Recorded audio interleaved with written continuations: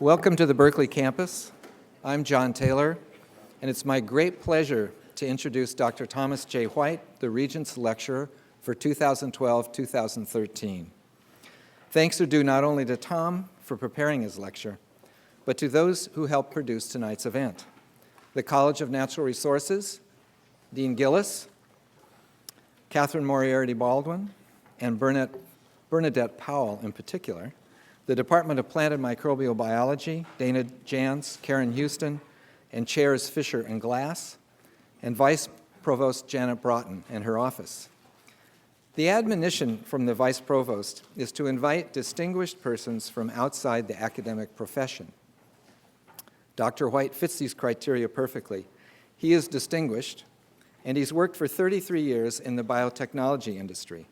The first 11 were with Cetus, the pioneering biotech company founded in Berkeley, where Tom began as a scientist and rose to vice president of research. There he worked on interferon and interleukin-2 as biological drugs and shepherded the development of the Polymerase Chain reaction, or PCR, which made Cetus the first startup to claim a Nobel Prize. Tom left Cetus in 1989 to begin his second 11-year career by joining Hoffmann-La Roche, which subsequently acquired all the patent rights to PCR. As Senior Vice President for Research and Development, he helped build Roche Molecular Systems in California, New Jersey, Switzerland, and Germany, and oversaw the development of many diagnostic tests, such as tests for HIV, hepatitis C, as well as products for basic research and forensic testing.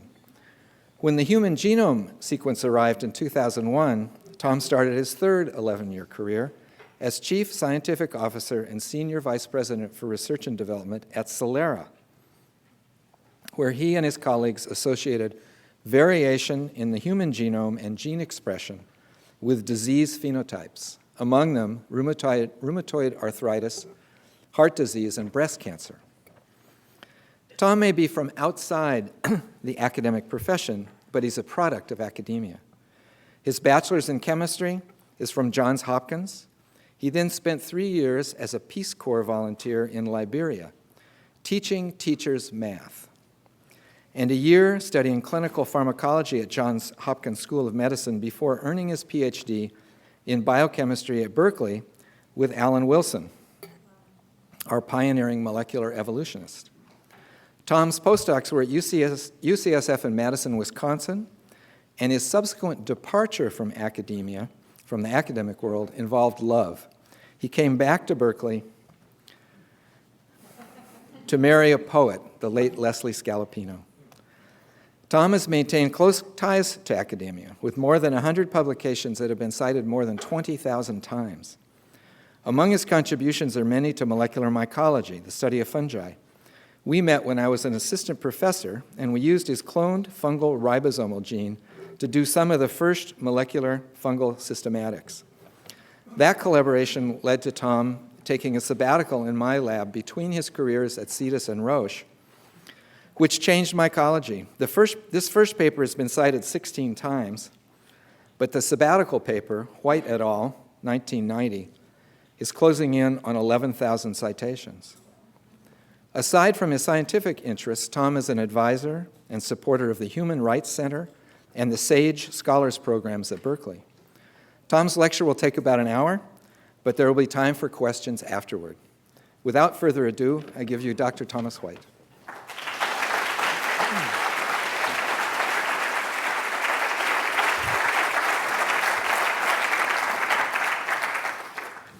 Well, I'd like to start by thanking Professor Taylor for that kind introduction, as well as thanking all the people that he thanked, plus Chancellor Bergenow for inviting me to be the Regents Lecturer for this academic year.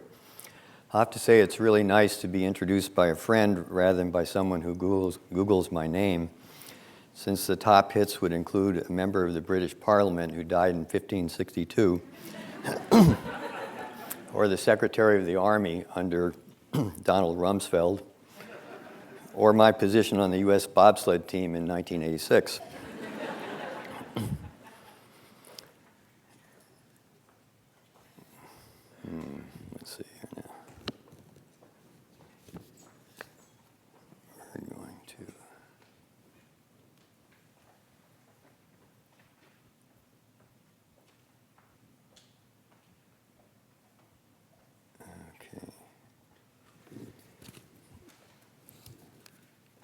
So this figure illustrates the mortality from AIDS from 1987 through 1997. And a molecular test that quantified the amount of the AIDS virus in a patient's blood changed the paradigm for AIDS treatment from giving antiviral drugs such as AZT to symptomatic people with opportunistic infections to treating asymptomatic people who had a high viral load. And before this research was done, it wasn't known and even suspected that measuring the amount of free virus in a person's blood would have any relevance to disease or disease prognosis, because it was known there were AIDS virus is sequestered in the brain and certain other tissues. In 1994, 2 laboratory-developed tests were shown to be prognostic for disease progression by scientists at Chiron, led by Mickey Urdea, and by Shirley Kwok and John Stinsky at Roche. And these were used as a surrogate marker for drug efficacy in clinical trials of the protease inhibitors.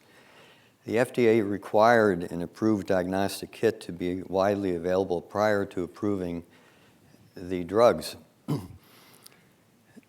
But the test was first available here in 1994 prior to approval, and it showed that these new drugs would reduce the amount of virus in a patient's blood by a factor of 100 or 1,000, whereas the AZT-type drugs have reduced it maybe by a factor of 10. So the FDA needed a test to be approved to be used in conjunction with the new drugs. Both of those were approved in the summer of 1996, and so the combination of a test that had tremendous clinical utility plus new drugs that were more effective changed the paradigm for AIDS treatment.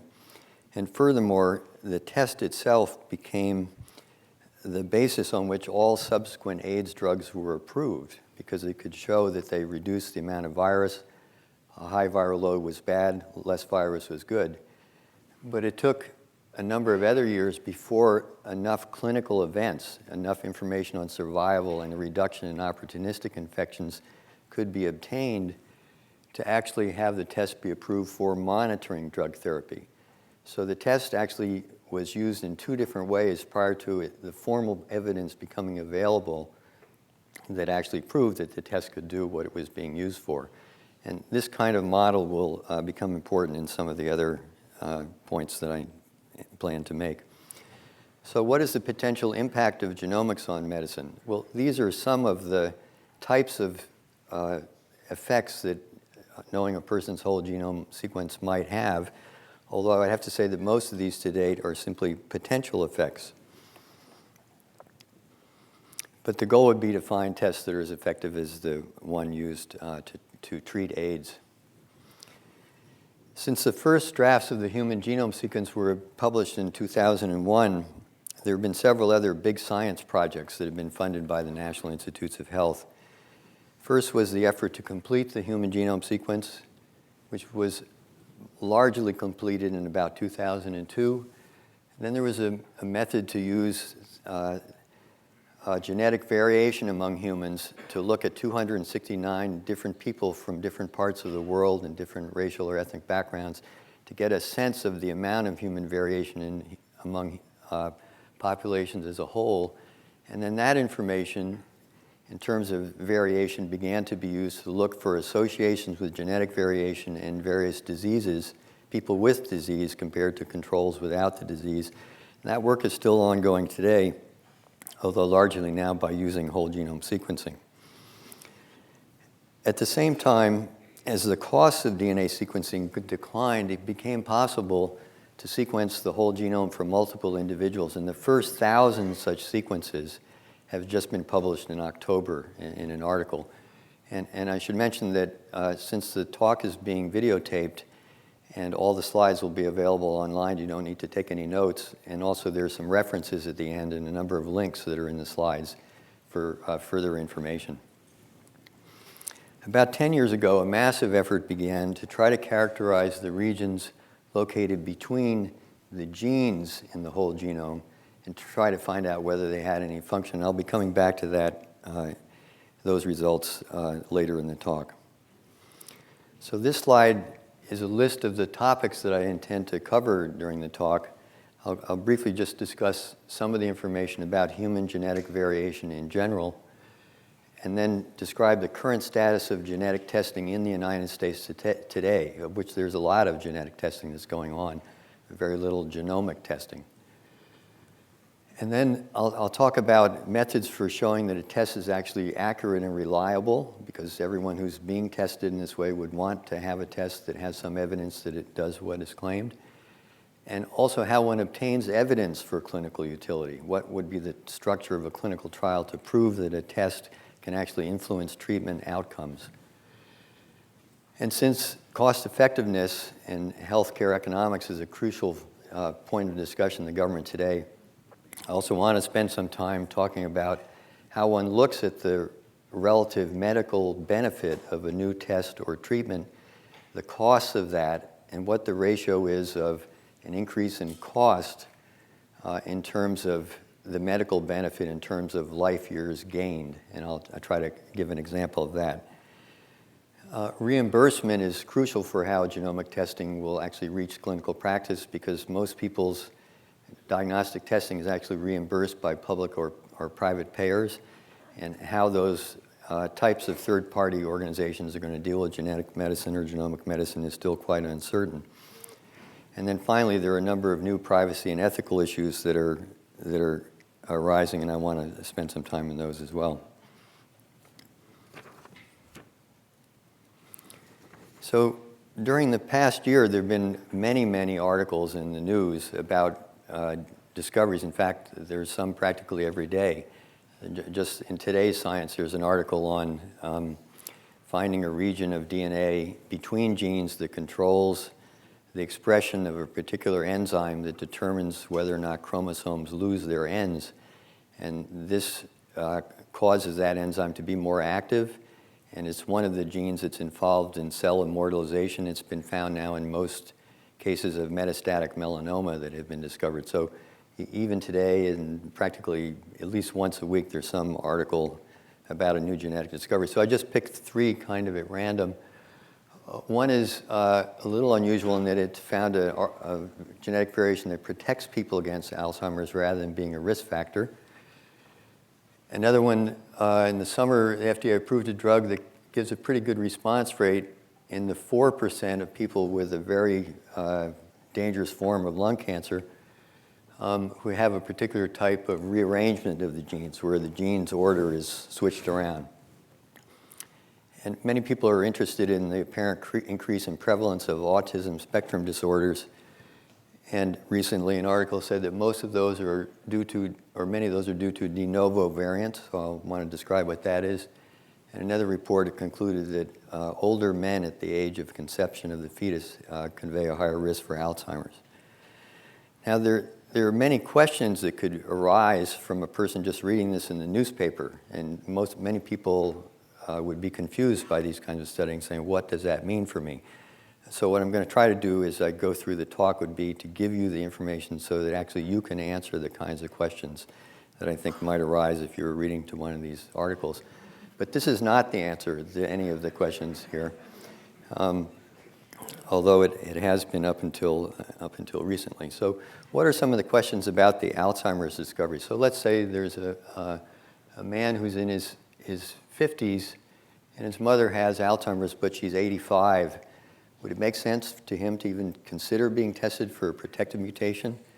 You could say, well, maybe not. About 25% of all people of European ancestry in their 90s already have evidence of late onset Alzheimer's.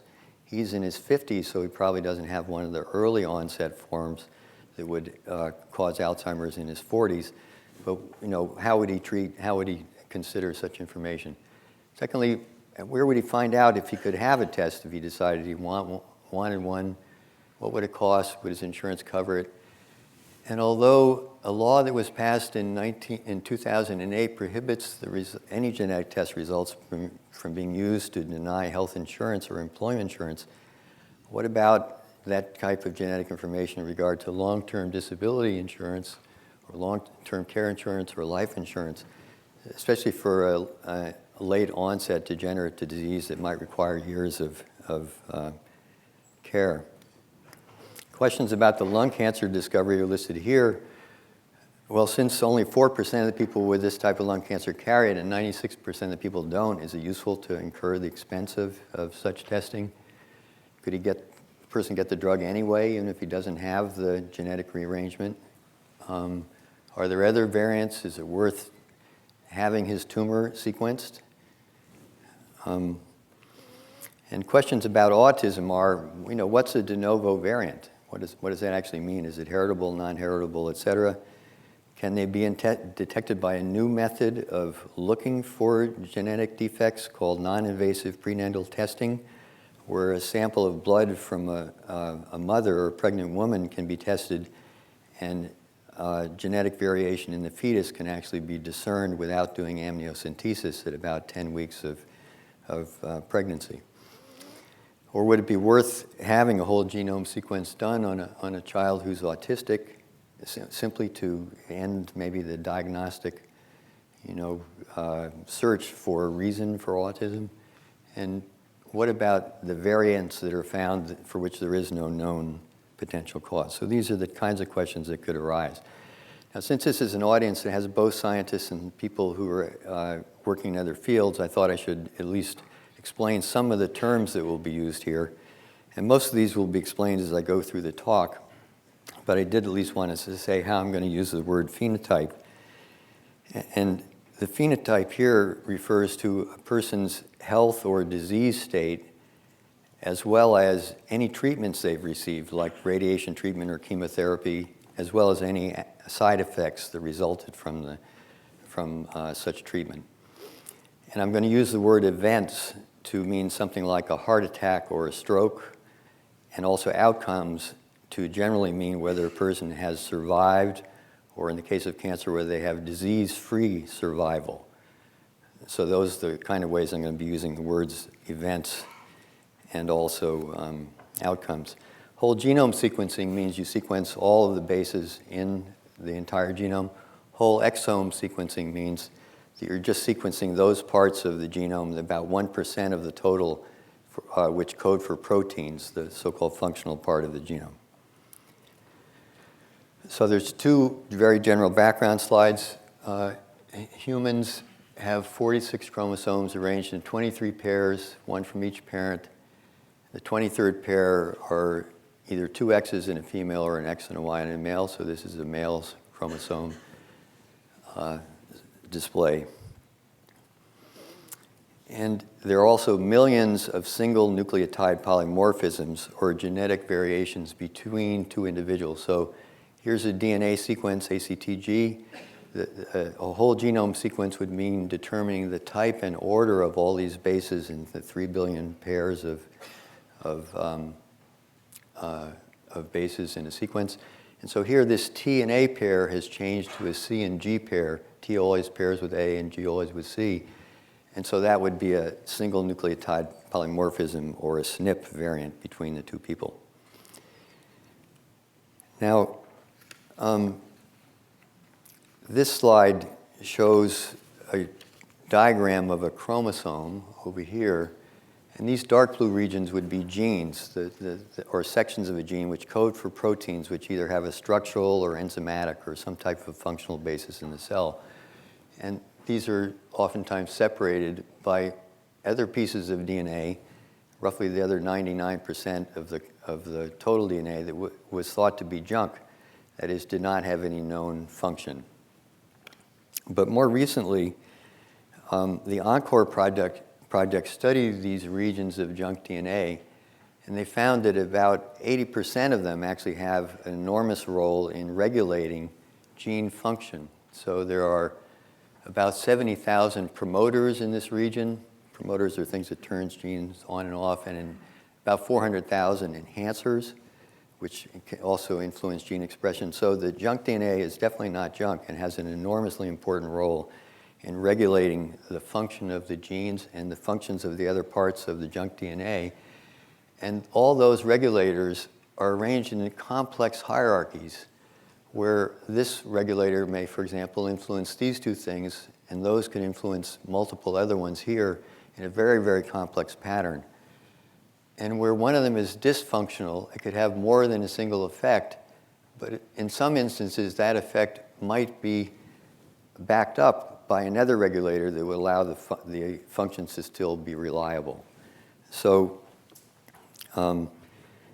this will be a major area now for future disease association studies. As I mentioned in this paper that just came out on melanoma today, it was characterizing one of these regulatory mutations in the junk DNA section.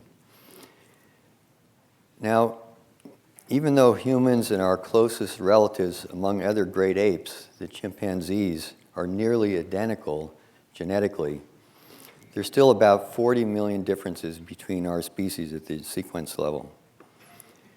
Any two people who are even more closely related still have about 4 million differences on average. Between some of the older branches in the human tree, the older African branches, the amount of sequence difference is somewhat greater. And some more recent populations geographically, they're even more closely related. But on average, we'll say they're about 99.8% identical. Now, a recent study has showed that everyone has about 100 to 150 mutations that would seriously disrupt one of their proteins, leading to a potential loss of its function. That's everyone in this room. And about 20 of these would occur in both copies. Remember, you have two chromosomes, so for most genes, you would have one copy on the chromosome you got from your father and one from your mother. But these 20 mutations completely knock out the function of that gene on both copies, so that gene's completely dysfunctional. This doesn't mean that an individual would necessarily have a disease, though. It would depend on whether the gene's function has any redundancy or alternative pathways, in what cells or tissues it's expressed, and whether it could be tolerated without any significant clinical impact. But over the last 7 years, researchers have analyzed thousands or millions of these SNPs, the common ones, those present at a frequency of 1% or greater, by comparing people with a common disease, such as heart disease or a neurological disorder, to people without it, and they discovered the 240 gene disease associations, which are represented by these colored circles in this slide.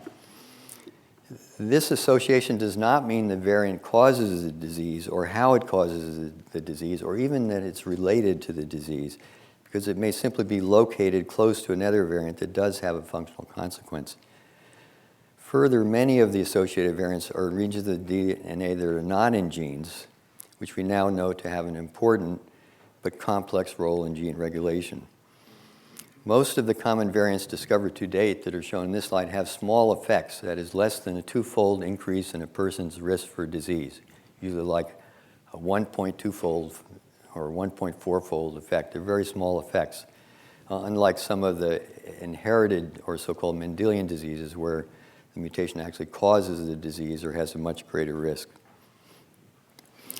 But this has stimulated new genomic association studies to look for rare variants, that is below a frequency of 1 per 100, maybe 1 per 1,000 or 1 per 10,000, that may have larger effects, and that work is very much in progress today. So now I'm going to talk about de novo mutations, and the simplest explanation is that it's a variant that's found in a newborn, but it's not in either parent's genome. So if you were to sequence the newborn or an infant and then look at the mother, the father, you don't see that variant. So the variant is unique to the next generation. And the cause of it is spontaneous mutations that occurred during the formation of sperm, mature sperm, and also mature oocytes. And there are about 60 new variants that occur per generation, depending on the age of the father at conception, where there are about 2 more new ones per the paternal age. So for a man who's about 20 years old, there'd be about 25 mutations that he would convey to the fetus through his sperm. But there would be 20 years times 2 more per year in a man who's 40, and now that would be about 65 mutations. The number of mutations in the woman does not increase with her age, and that's because from a fertilized egg to an infant, there are about 30 cell divisions in the male line and about 23 in the female line, and everything's quiet until puberty. Then after that, there's only a few more divisions to produce a mature oocyte every month. But in a man, there are about 12 cell divisions every year. And so a man who's about 50 would have had 500 cell divisions. And cell divisions duplicate the DNA. That process is not accurate. So sometimes errors occur, and those errors accumulate to a much greater extent as a man gets older. And this is responsible for the older father effect in autism spectrum disorder due to the older age of the male and the accumulation of more such mutations.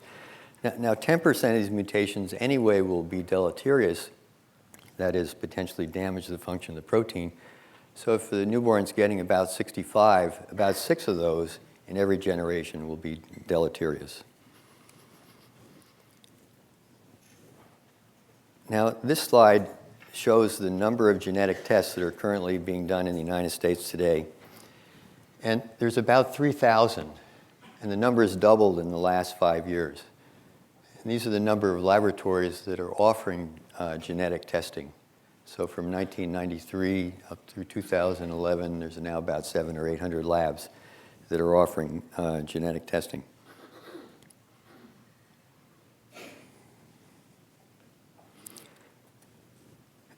But only 12 of those genetic tests have been approved by the Food and Drug Agency.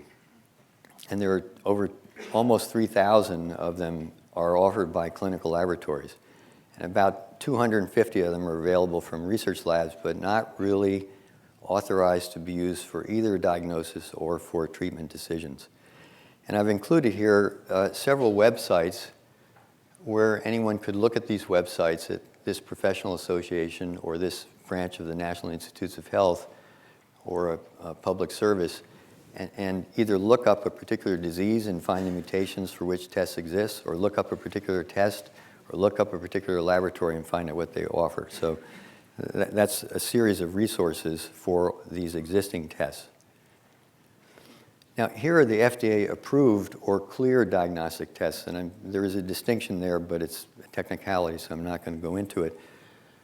But they're for cystic fibrosis, for either preconception testing of a potential mother or her partner, or for testing in utero. There's also HLA typing for matching the donor of bone marrow or a solid organ transplant to the recipient. There are tests for detecting risk for deep vein thrombosis or blood clots in the legs. There are 4 for drug metabolizing enzymes that could be used to alter the dose that a person would receive for a particular disorder, some chromosome or abnormalities, and 1 for heart transplant rejection. So the key message here is that among the 3,000, there's only a very small number that have actually gone through the process of receiving FDA approval, and I'm going to come back and explain why that is. And I'm going to dwell on this for a little while because it's actually a really important point about genomic medicine, so bear with me when I'm going through some of the details there. But where are all the tests being developed? Well, they're generally called homebrew tests or laboratory-developed tests. They're overseen by the Center for Medicare and Medicaid Services, and sometimes the Centers for Disease Control chips in with some advice on them. They only really require analytical validation. That is, do they detect what they say the test detects? But it does not require or establish clinical utility. So of all those tests, there's no absolute requirement that the laboratory prove that the test is useful clinically. And the lab can offer this test as a service, but it cannot sell the test as a product to other laboratories. It has to be done within the laboratory itself or branches of it. And then there are tests offered by research laboratories, and most of the articles in the news, including the ones I cited, are based on research studies conducted at a lab in a medical center, academic institutions such as Yale or the Baylor College of Medicine. And although the test results may be used as part of a patient's treatment, this is not a routine clinical practice. And the costs of testing and interpretation have generally been covered by research grants rather than by insurers. Research labs can purchase reagents for research use only, but the supplier may not sell or represent them as actually being a diagnostic product. However, sometimes reagent companies do sell RUO reagents to customers who are clearly using them to perform diagnostic services. And this kind of competition is an impediment to companies who are developing diagnostic products for registration, which is a lengthy, very expensive process, which then can compete with people who are just selling reagents for a purpose for which they're not approved. And furthermore, those reagents don't actually have to have evidence for clinical utility, whereas an FDA test does. So the FDA has recently reissued a draft guidance stating that the use of RUO products in clinical testing is not an acceptable practice and should not be done. This is about the third or fourth time they've issued such a guidance document. So the next figure depicts the FDA's process for designing, developing, submitting a diagnostic product or a kit for approval to be sold in the United States. The quality system regulations cover the reagents, the instrument, and the software that is used to interpret the result. So that's a test system. And each of those components has to go through this fairly complicated process of designing it, then developing it, and at each stage reviewing whether or not the test consistently performs to the original specifications. And if any changes occur, the changes have to be documented, and a justification for making a change has to be given. So this is quite a lengthy process. And furthermore, the design at the very beginning stage tries to identify the population in which such a test would be used and the particular diagnostic indication for use of that test. So for example, one of the AIDS tests I mentioned earlier would be designed to be used in a person who is HIV positive, for example, by a serological test, to determine their prognosis based on a high amount of virus being bad and a small amount of virus being good. But that test would not be approved to be used for monitoring the response to therapy of a drug. That's a separate indication for which a separate clinical trial would have to be conducted to prove that outcomes are improved by using the test for that purpose. So, for example, about 10 years ago, well, I should back up for just 1 second. Almost all of the genomic tests don't have any precursor. They're all entirely new. And they're all designed to meet what's called an unmet diagnostic or medical need. So 10 years ago, if a woman was diagnosed with breast cancer and her lymph nodes were negative and the breast tumor was estrogen receptor positive, she could take an estrogen inhibitor like tamoxifen, and her 10-year survival rate would be about 92%.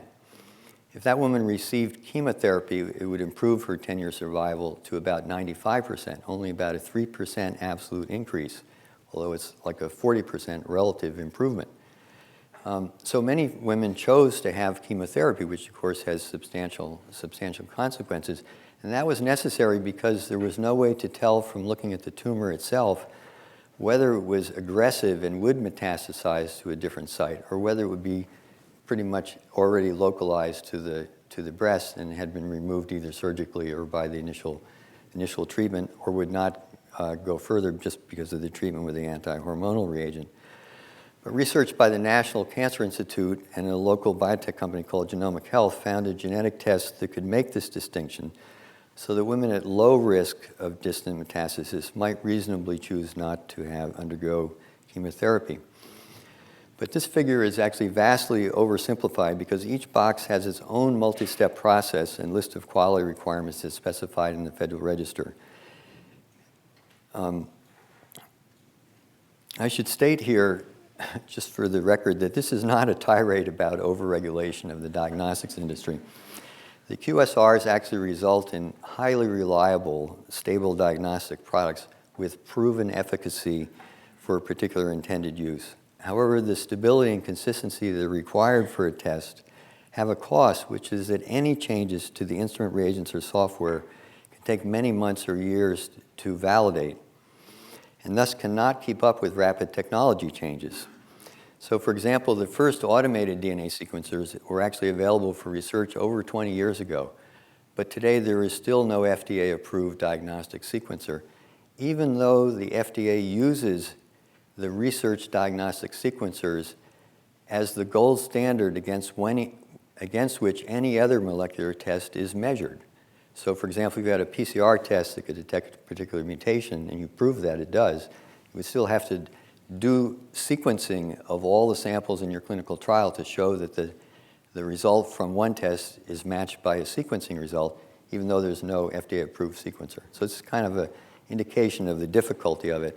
And it's a potentially enormous problem for whole genome sequencing, where there are 4 or 5 different platforms, much greater complexity and vastly lower accuracy when one considers the 3 billion base pairs that need to be sequenced. Adding to the complexity previously shown,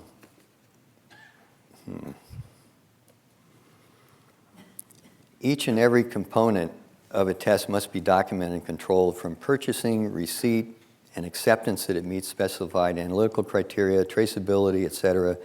And the final products also meets its specified requirements: stability, packaging, labeling, storage, shipping, and other criteria. And even after commercialization, every single complaint about it has to be followed up and sorted out. And if it's a problem with the test, then corrective and preventive actions have to be taken to make sure that the problem never occurs again. Now, you might reasonably conclude that these requirements are overkill, but when a PCR or a sequencing test can detect a single molecule of DNA, even tiny changes in a minor reagent or ingredient can alter the results, requiring proof that a test is accurate and tolerant over an extremely wide range of concentrations and conditions.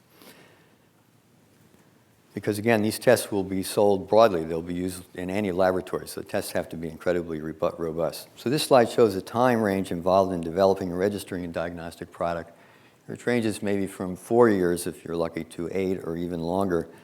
Another way to think about this is that the Oncotype DX test for breast cancer that I just mentioned has been available now for about 10 years. It's actually the standard of care for node-negative breast cancer, but has not yet been FDA approved for general use and distribution. Another difficulty to test approval is the difficulty in designing an appropriate clinical trial to prove a test has clinical utility, because it can be difficult to enroll patients randomly in both arms of a trial that compares the standard of care to the standard of care plus a new test or treatment. Further, the patient population tested in the trial may not actually match the population in which the test would be used. So it could be more restrictive because they would only allow the test to be used in the patient population that's in the trial. And if a test predicts risk for disease or response from a drug, it could take years to obtain sufficient clinical events, heart attacks or strokes, or the reduction, to prove that using a test improves clinical outcomes. The FDA looks at all this data, and then they decide whether or not the claims are supported by the evidence and make a decision on whether to approve the test or not. So how does a lab or a manufacturer prove clinical utility? So this figure shows the hierarchy of studies of different standards of evidence. Almost all of the genome-wide association studies that I described earlier are case control studies which have known biases. For example, they lose fatal events. A person who's dead doesn't give informed consent, so only the survivors of heart attacks can be studied in a case control study, for example. And they have unknown drug treatment. Oftentimes they don't track whether the person was treated with a drug. So if you're looking for an association with hypertension or high blood pressure, but the patients in your study were on an antihypertensive, you wouldn't find a genetic association. Oftentimes that information is not in the clinical record. All of the studies I mentioned earlier in my 3 examples were just anecdotal studies. And the melanoma studies, anecdotal studies. So it's the lowest level of proof. The most gold standard method for proving it is a large randomized clinical trial. Observational studies are prospective, that is going forward, and less likely to be biased, but the study results sometimes lead to medical practices that turn out to be harmful. So an example is hormone replacement therapy in healthy postmenopausal women, which was thought to protect them from heart disease. But the Women's Health Initiative, which began in 1991, subsequently proved just the opposite, that hormone replacement therapy actually increases a woman's risk for myocardial infarction, stroke, and breast cancer. And so it's only through a randomized controlled trial that the original practice was reversed, that had come from an observational study. So randomized controlled trials provide the highest level of evidence But for some of these genomic studies, they're simply going to be impractical because they take too long, they're extremely costly. In some instances now, they'd just be impossible to conduct because it would be unethical to have a placebo arm in a patient population for which there's a known treatment. So looking for a drug response, for example, markers for drug response, you could not have people in the drug arm who were tested and then not have them receive the drug in the placebo arm. So, and a lot of patients don't want to enter clinical trial if they're not going to be in the experimental arm, especially if they're in cancer. So a post hoc analysis or an after-the-fact analysis of samples from a previously conducted randomized controlled trial is a possibility if the informed consent was given for genetic studies. So some of these studies were conducted in the 90s. They're wonderful because they have 20 years of outcome data. But the informed consent standards in 1990 are not up to today's standard. So the samples actually cannot be used.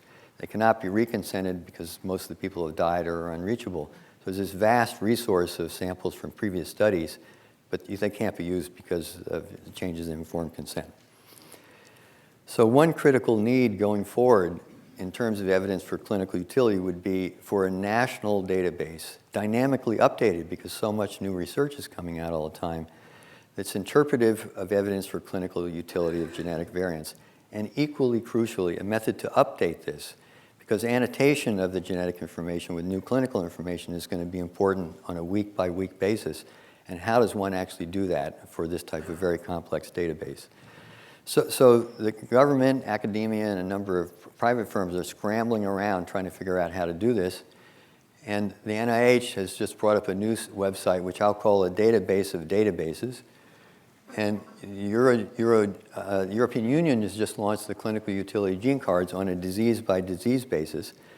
And I entered this morning a bunch of genes which are pretty well established in the literature as having an important association. Couldn't find any of them on either of those websites. So this is a very nascent series of ways to collect these data. Now, there's a very novel way of actually collecting such information, and I'm going to go into that in a minute. And I'm sorry this is not generally readable, but I gave the website for it. So George Church at MIT is attempting to enroll 100,000 volunteers who will put all of their genomic information online, including their entire medical history, and they can even volunteer their personal identification, all their traits, all their personal information, online, accessible to the public on that website.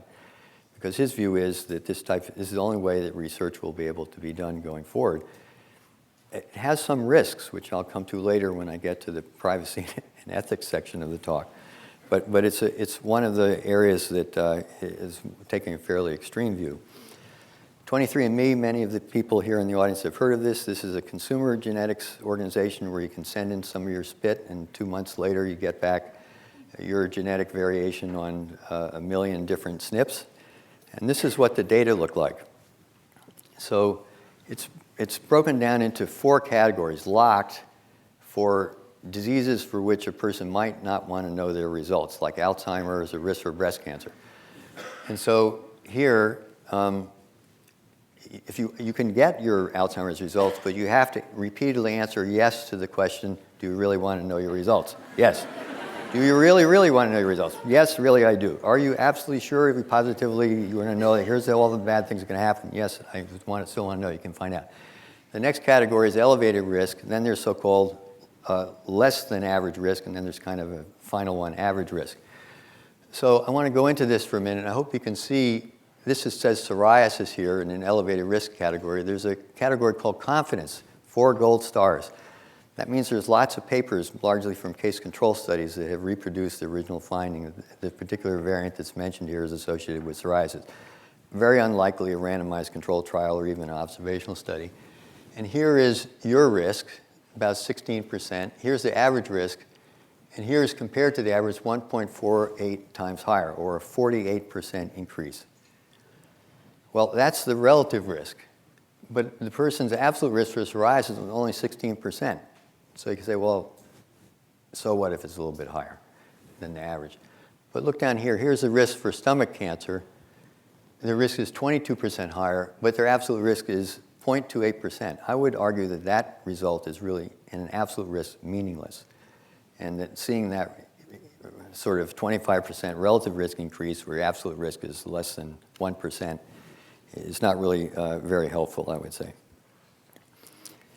So one of the things that 23andMe does do that I think is actually very helpful is that they do, for their subscribers, send out email messages whenever there's any new published information that would affect the genotype that the person has. So you get an email alert whenever any new information, so you can go to their website and look at your own profile and view it. However, I'd say maybe as you're savoring your morning espresso, you could be unnerved to learn that a new study indicates you're at an elevated genetic risk for caffeine-induced rapid inactivation of your heart disease drug. So I'm, as you can tell, have sent my saliva to Genomic Health, and I'm insatiably curious. I like to look at these things all the time, and it's not always everything I want to know, you know. So, but in any case, that's another way to approach it, because the commercial firms are undertaking a process that's still very much in the elementary stages from governments. Now, another problem with leaving this to commercial firms is that there are several firms that have a consumer genomics business. And so one person's DNA sample was sent to 4 different labs, and then they looked at what the results were for risk of prostate cancer and risk of hypertension. These are actual results, and you can see the difference. Now, the data, the genetic data, were likely the same in each of the 4 labs, but the interpretation was very different. That's why I'm making the argument that a national, dynamically updated professional association database on clinical utility is absolutely essential before genomics really becomes practical clinically. And there are also test report issues for this. That is, how does the lab actually report the results? It's going to need some protocols to censor information that's meaningless. They need the way that the lab can update.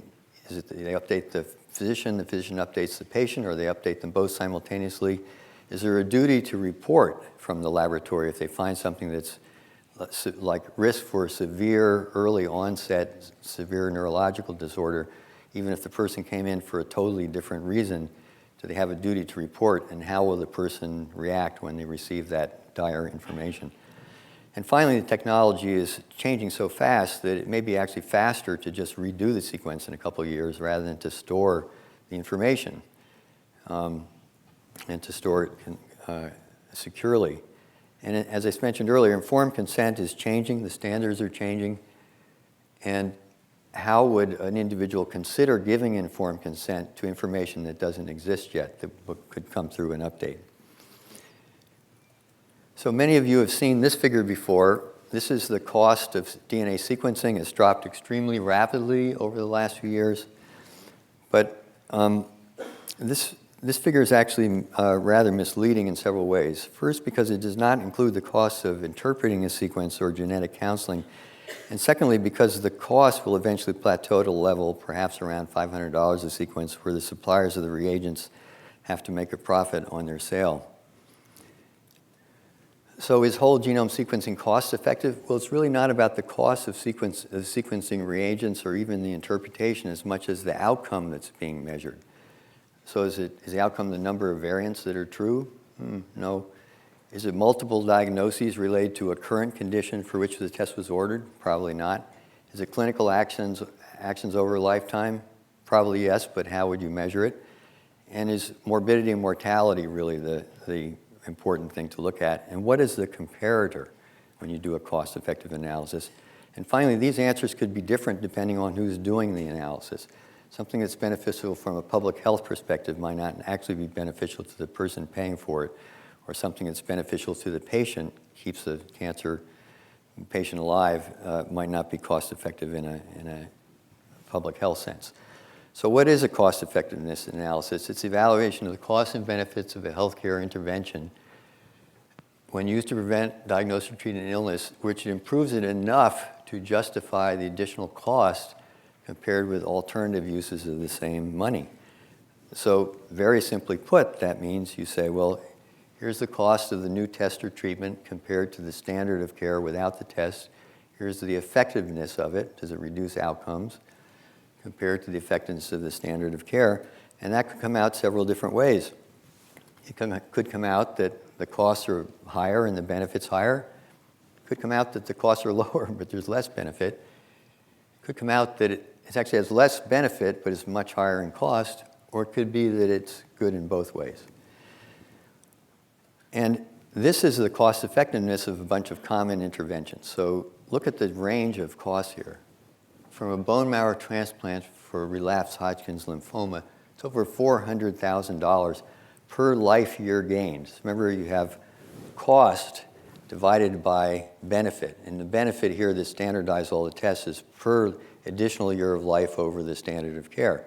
So if a person's life was extended by 1 year, you'd sort of like divide by 1. But if their life was extended by 20 years, then the denominator is bigger, and so the cost per quality of life year gained would be smaller, hence it's more cost effective. The cost would drop if many years of life are gained. And keep that in mind because we're going to go to that again. So here's mammography in a woman who's less than 50 years old, over $200,000, but in a woman who's older than 50, it's between $20,000 and $50,000. And $50,000 is the cutoff. That's generally what society considers to be a cost worth bearing to improve a person's quality of life per year. Look at the most effective one. It's men just should stop smoking. And so a huge cost benefit there. But what are genome tests? Is it $10,000? Is it $100,000? How will we find out?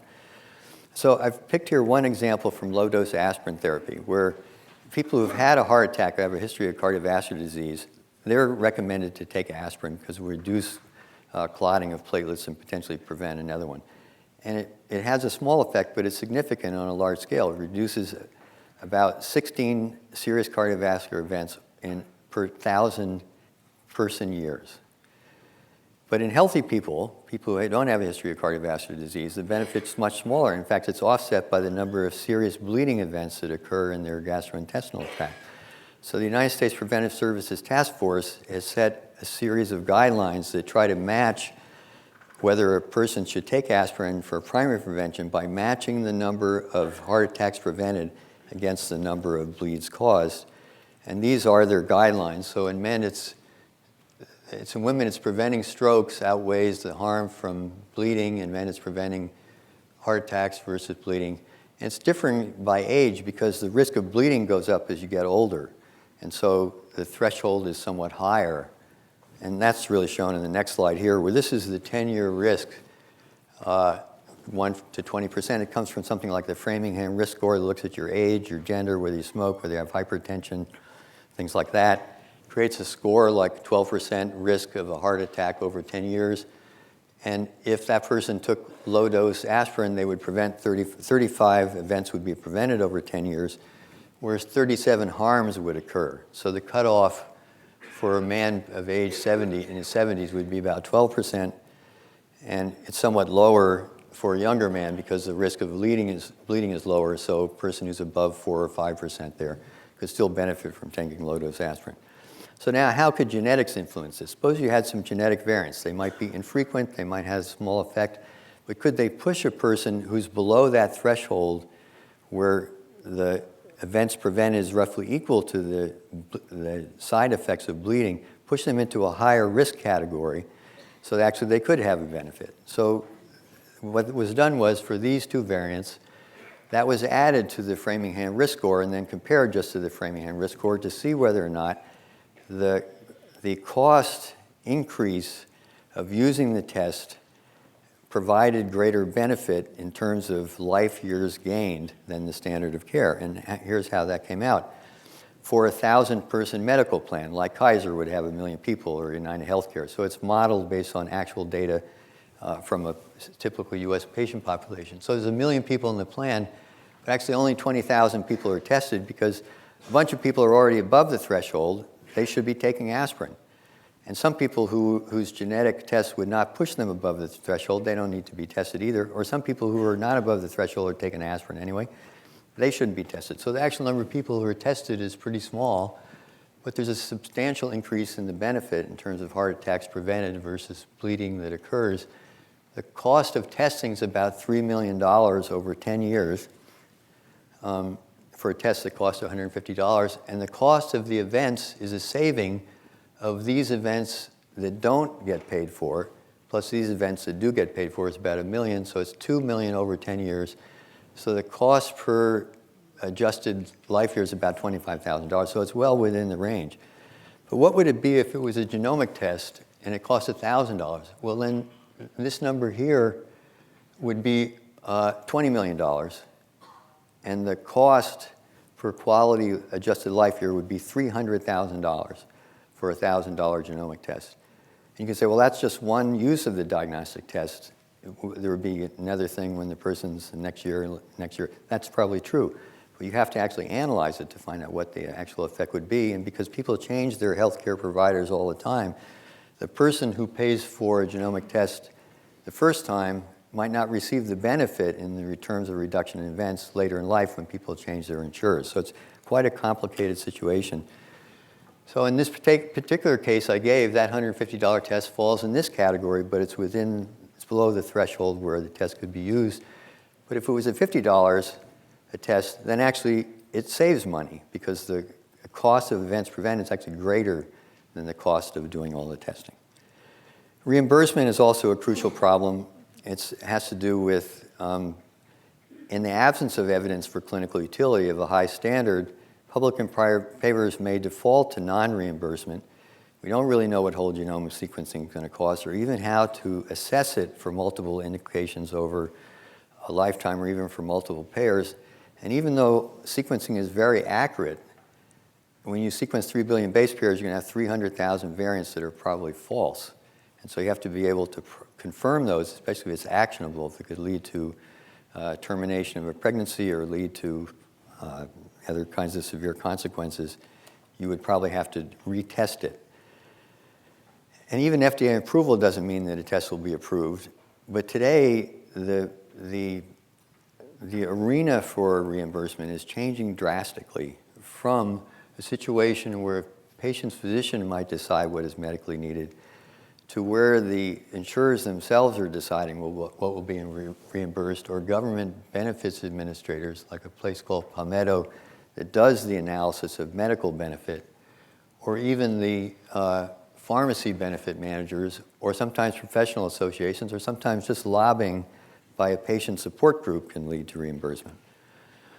Now, we're close to the end, so I'm just going to talk a little bit about privacy and ethics. And this was a cover from Time magazine on December 24th. It's actually quite a good article about, would you want to know about what an infant's risk is? And the crucial question really is, how much genetic information to be disclosed, to whom and when? And in this Facebook era, when people put some pretty incredible things on their Facebook page, maybe they just don't really care about their genetic information anymore. But aside from these things, there are a couple of laws. The Health Information Privacy and Protection Act makes it illegal to disclose personal health information without a person's written consent. And the Genetic Non-Discrimination Act does not cover life insurance, disability insurance, or long-term care insurance. Although sometimes the insurers who are worried about adverse selection, that a person knows that they are at risk for an early onset neurological disorder, therefore it takes out a large policy, a life insurance policy or long-term care policy. But oftentimes that information comes from a medical history. In any case, it's oftentimes taken. Now, non-invasive prenatal testing and reproductive rights, this is becoming a target for groups that are opposed to abortion, where in Missouri and a couple of other states now, people have proposed laws in their legislature to make it illegal to terminate a pregnancy on the basis of any genetic abnormality or sex selection. And that's likely to spread throughout some of the other states from those types of efforts. And although samples of genomic data and medical records are de-identified for research studies, and because of HIPAA, as published in the journal Science last week, it's now possible to re-identify an individual from aggregate data and genealogical websites, and this presents both a legal and an ethical problem. And this is an informed consent typical for research. It just says, if you do nothing, we're going to give you all the results, not only about your cancer, but everything else we find, unless you opt out. You don't want the results that have significance for family members, or you don't want the results that are not related to the cancer. So there's both opt-in and opt-out informed consents, but these are things people really need to pay close attention to. And it's going to be hard to answer those questions if the information is being updated constantly as part of the study, when it's difficult to figure out how to give informed consent for something that might be given to you. So just to finish up, the Institute of Medicine tried to address these things recently in a meeting in July with a model of a preconception visit of a woman who wants to know if she's a carrier of Tay-Sachs disease. So she has a whole genome sequence done. It finds that she is a carrier, but she's also a carrier for late onset Alzheimer's, variant deep vein thrombosis, and 2 variants that indicate she's at high risk if she gets a standard dose of anticoagulant therapy. At 40, she actually gets a deep vein thrombosis and will get the therapy. At 50, she has a lung mass that's non-small cell lung cancer. She has another whole exome sequence done of the cancer because the whole genome sequence would not tell anything about the cancer, so you have to have another $1,000 or whatever, and finds out that she's at risk. So what are the scenarios for disclosing it? Well, you only disclose results immediately relevant to the person's current clinical needs, so that's all she finds out. The other option is you disclose the results that are immediately relevant and the other results that are actionable. So she's a carrier, but she's at elevated risk. That one possible behavioral change is she should avoid oral contraceptives and certainly hormone replacement therapy. Because each of those, the genetic risk and the hormone risk is about 3-fold in each case, but the combination is a 30-fold risk. It's a synergistic risk, so it's a huge difference. If it's not just looking at the 3-fold increased risk in that particular scenario, it's very actionable. And then disclose all the results. Well, she's in there for Tay-Sachs. Does she really want to know that she's also got risk for late onset Alzheimer's? So now, genomic research is going to have a big impact on drug discovery. When people find variants that are associated with disease, it can be much more rapidly analyzed as targets. NIH database can be looked to see if they're expressed in what kinds of tissues, whether they're phenotype, genotype associations, and there are lots of reagents. You can just go to the assay depot and get a lot of reagents and look and try and evaluate your target.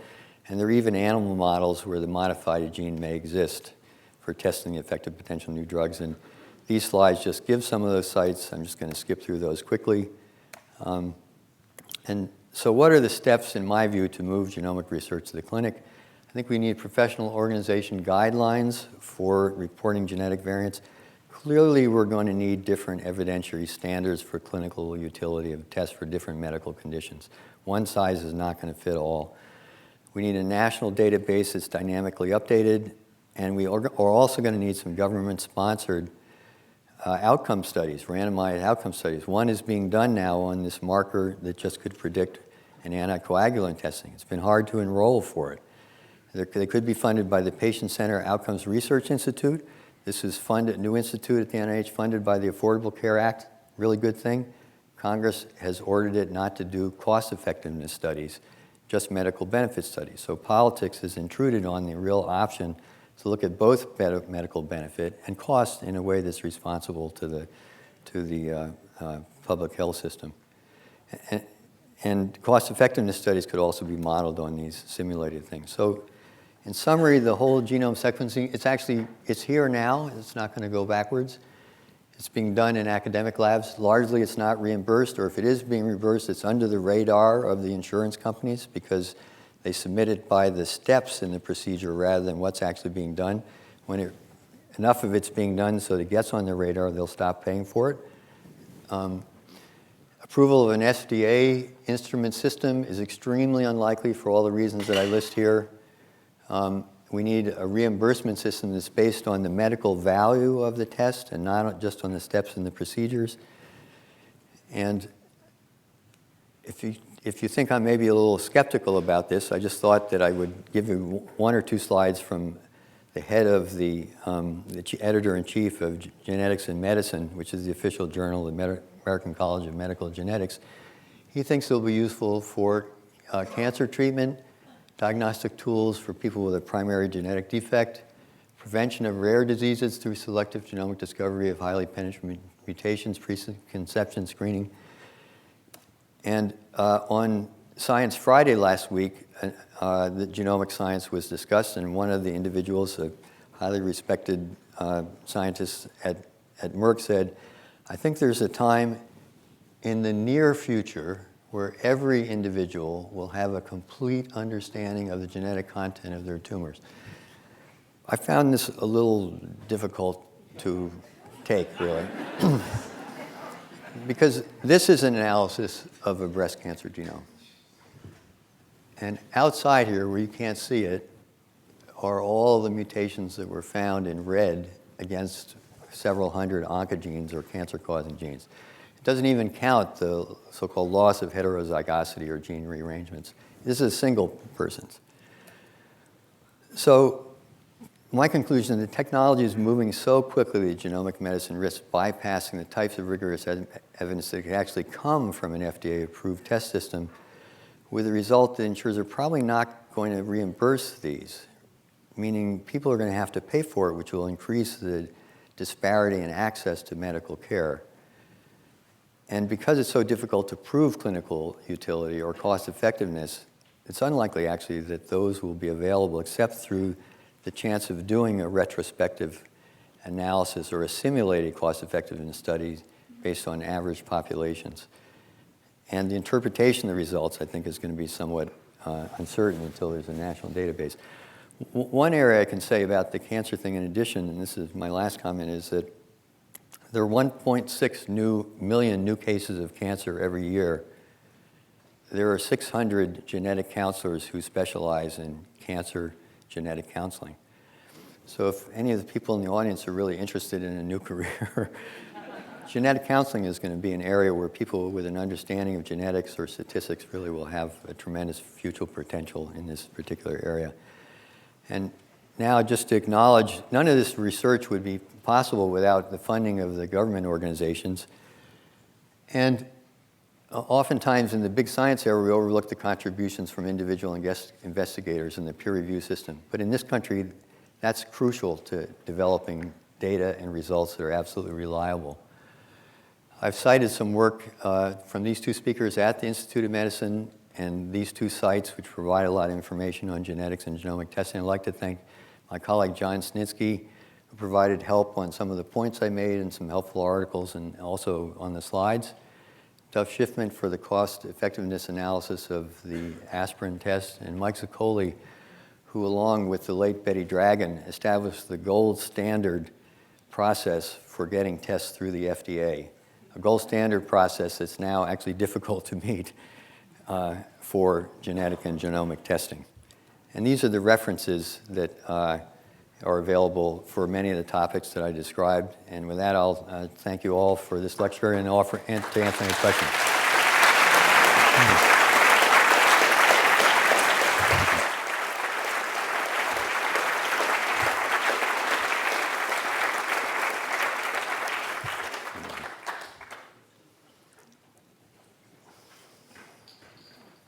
We have people with microphones, and so if you raise your hand, you'll get a microphone, and then you can ask a question.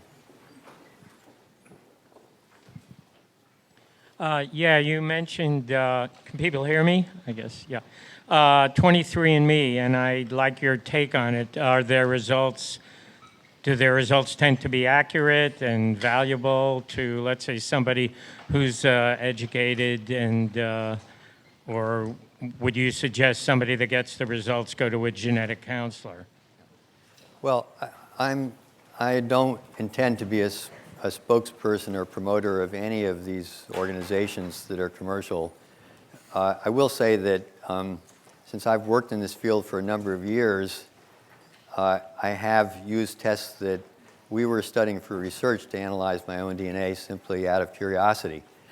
So when I sent in my saliva to 23andMe, I could check their results on about 60 different markers against results I already had, and they were accurate on all of them.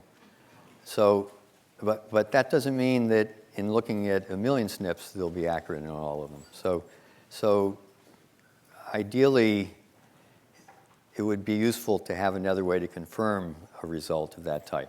I mean, especially if it was something that was a serious risk and you were going to take some action with regard to that, like recommending or speaking with your doctor about reducing the dose of an anticoagulant, for sure I would want to know that that result was accurate.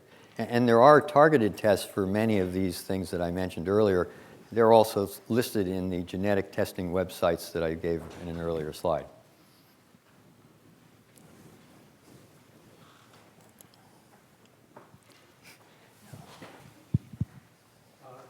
Speaking about 23andMe again, do they contribute to any kind of national database? So if you participate in that, will that benefit everyone eventually, anonymously, I mean, of course? Well, there was a speaker from 23andMe at a Genomic Medicine symposium that was held in the Center for Computational Biology here a week ago Friday. And 23andMe is also doing research with volunteers who have actually already become their subscribers. So they're studying Parkinson's disease, and they intend to publish that research. But aside from that, their data is really on a subscriber basis. And I should say that a person has a choice as to whether or not they wish to make none of their genetic information available, to make it available on request, or to make all of it available. And typically what people do, since they also have an ancestry subdivision of their site, is they make their Y chromosome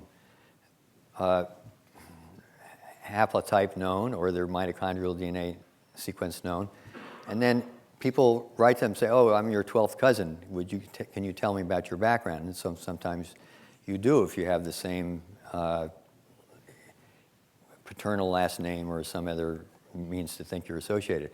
But that's the very mechanism by which individuals who had participated anonymously in the 1,000 Genome Project were identified by looking at their Y chromosome pattern on a genealogical site and then matching that to other information in their 1,000-person genome information, and their pedigree was on the genealogical site. That's how they identified their name. So, but people in general doing it for ancestry reasons want their names to be known. They not necessarily want the rest of their sequence to be known.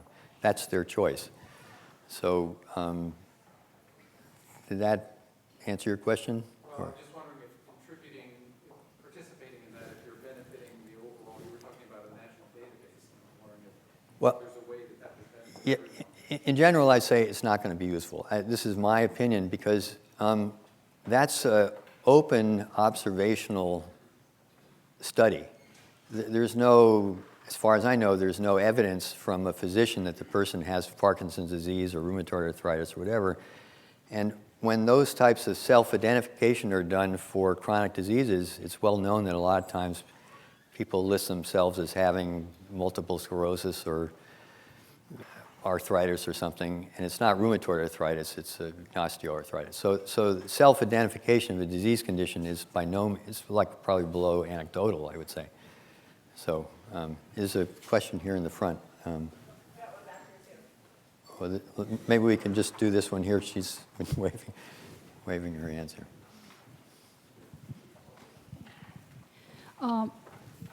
Junk DNA. My question is two-folded. The first part is that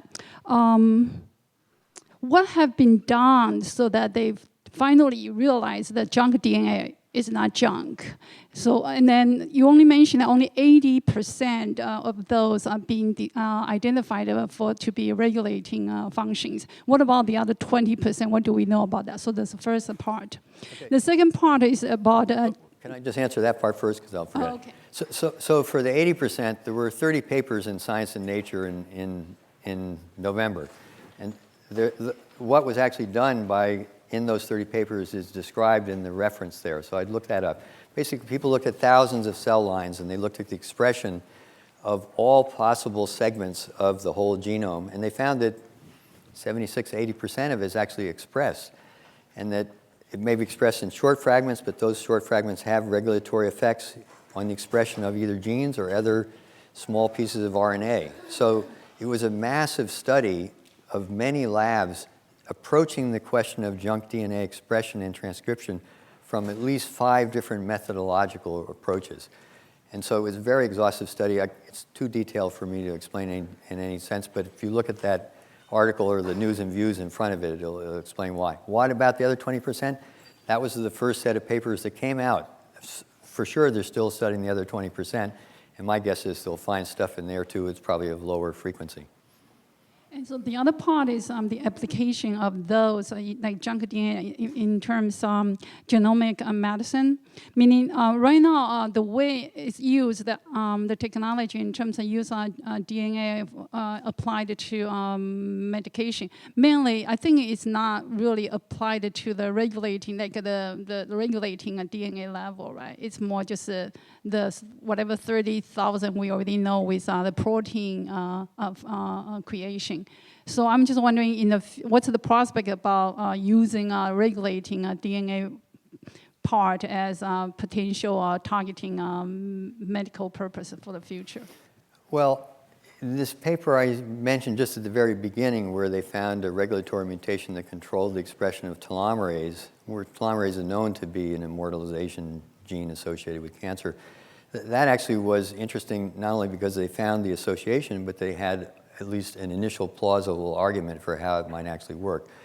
But I think what we'll see now is that almost all of those mutations that were described in the genome-wide association studies, many of those were not in genes. They're in these regulatory regions. So now people are going to go back and look and see, well, did that affect an enhancer or promoter, one of these small segments of RNA? And they'll look at the network to the extent that they can, because it's in a complex hierarchy. That will be an area for substantial research for at least the next decade, I would say. So, and maybe there's a question back there. Paul Billen. Tom, thanks for that wonderfully comprehensive review. One point that you didn't make about whole genome sequencing is the absence of standards for the creation of libraries, the efficiency of the sequencing, and the differences between the sequencing methods.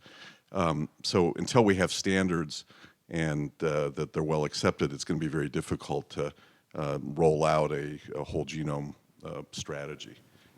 But I wanted to ask you about your comments about the FDA. Mm-hmm. Do you think that the lab-developed tests, the homebrews, which are so common now, are unsafe?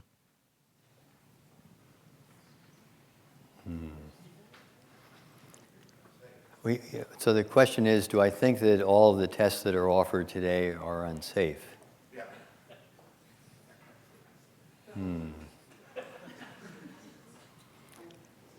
I think it's likely that most of those the genetic tests that are in the 3,000 today are probably accurate, because the accuracy would be required to be offered. So I don't think that a mistake will be made in looking to see whether a risk variant or response variant is actually present in a sample that's submitted for a patient. The result will be accurate. But the interpretation just simply refers to the literature. It doesn't say how a physician would use that information, because a laboratory service cannot make a diagnostic claim. An FDA-approved test says you can use this test to make a prognosis or change a drug treatment. A laboratory service cannot make a claim for the test. In fact, that's illegal. So they work around that by saying, well, here are all the papers you could read that actually would tell you what to do with a test. But that's leaving the test interpretation up to the physician. Well, with all due respect to all the primary care physicians in the audience, most primary care physicians that I've spoken with don't understand anything about genetics. And if I give 20 variants of myself to a typical primary care physician, they ask me to explain it to them. So is it dangerous? I think the more the public knows about this and the greater extent to which genetic counseling is available in a formal way, and some clinical laboratories offer genetic counseling as part of the test procedure. I think that's very responsible. And so when that's added to the results itself to help it be interpreted to both the physician and the patient through an expert in interpreting such data, then I think that the tests are safe. In the absence of that, I personally would be concerned that the results would have a significant possibility for misinterpretation or create anxiety when it's not due, or